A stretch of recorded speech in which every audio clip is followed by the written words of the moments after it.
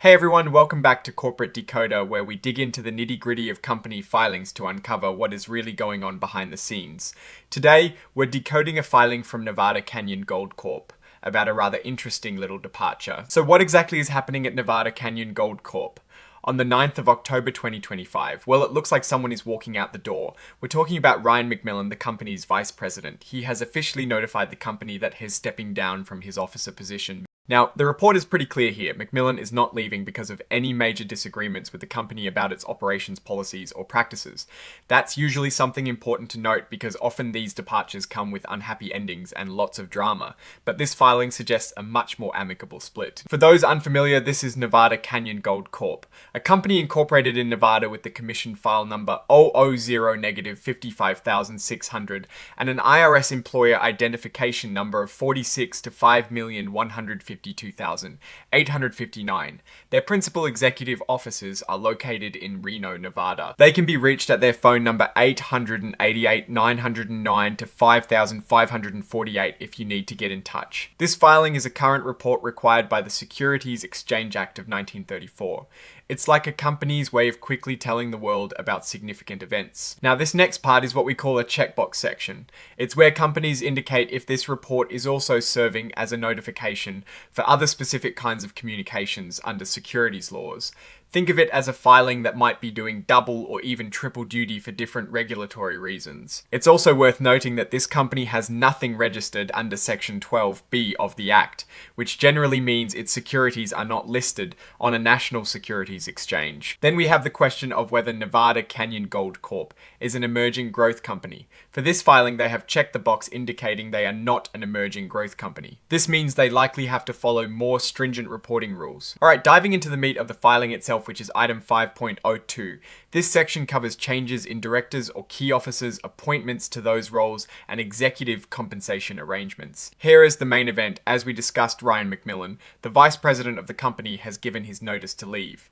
It's a straightforward resignation from his officer role. Moving on to item 9.01, which deals with financial statements and exhibits. This is where companies list any supporting documents that come with their report. The most interesting exhibit here is exhibit 17.1. This is a letter from Ryan McMillan himself dated the 9th of October 2025. This letter likely contains his formal resignation and could provide a bit more detail, although typically these letters are kept brief and professional. Then we have exhibit 104, which is the cover page interactive data file. This is essentially hidden digital data embedded within the filing itself for easier processing by computers and regulatory bodies. Now comes the official sign-off under the signatures section.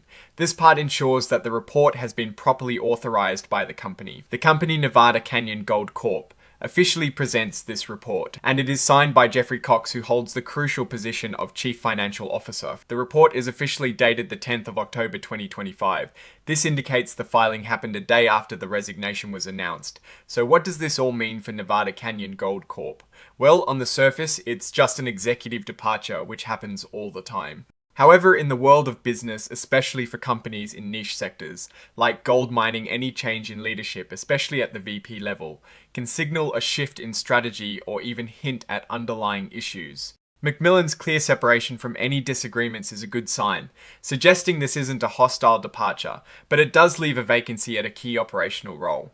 Companies often need experienced officers like VPS to drive day-to-day activities and manage important projects. The fact that this is reported on an 8K means the SEC considers this departure significant enough to warrant immediate public disclosure. For investors and observers, this highlights an area to watch what will be McMillan's replacement, and how will that person steer the company's future direction, especially considering any potential impacts on their operational efficiency or exploration efforts. The absence of any specific financial tables in this particular filing means we can't do a deep dive into their current financial health.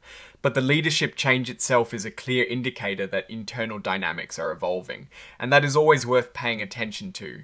Now, looking at the bigger picture, Nevada Canyon Gold Corp operates in an industry that is inherently volatile and sensitive to global economic conditions and commodity prices. A VP leaving without dispute might mean they are moving on for personal reasons or perhaps seeking opportunities elsewhere, but it could also suggest a lack of significant growth or future prospects within the company that would retain a high-level executive. Without more context or financial data, it's hard to say definitively, but this departure is a clear signal that the company's internal structure is changing, and that's always a point of interest.